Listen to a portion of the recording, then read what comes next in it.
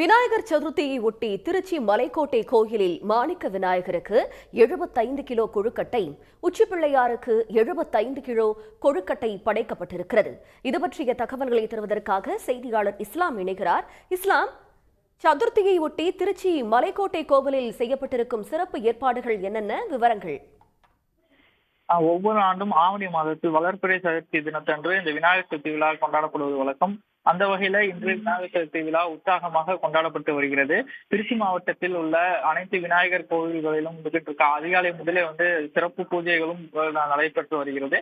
அந்த வகையில தென் கைலாயம் என போற்றப்படக்கூடிய திருச்சியில் மலைக்கோட்டை கோவிலும் இன்று அதிகாலையிலிருந்து நடை திறக்கப்பட்டு கணபதி ஹோமம் நடத்தப்பட்டது. தொடர்ந்து விநாயகருக்கு சிறப்பு பூஜைகள் செய்யப்பட்டது. இதில் ஏராளமான பக்தர்கள் அதிகாலை முதலே திரண்டிருந்து விநாயகரை வழிபட்டு செல்கின்றனர்.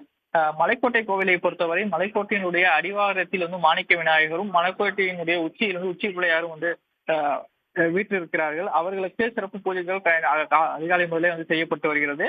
இன்று விநாயகர் சதுர்த்தி என்பதால் அதனை முன்னிட்டு உச்சி பிள்ளையாருக்கு பச்சரிசி, வெல்லம், ஏலக்காய், சாதிக்காய், நெய், தேங்காய் உள்ளிட்டவை கொண்டு 75 கிலோ கொழுக்கட்டையும், அதே போல மாணிக்க விநாயகருக்கு 75 கிலோ கொழுக்கட்டை என 150 கிலோ கொழுக்கட்டை படையிடப்பட்டது.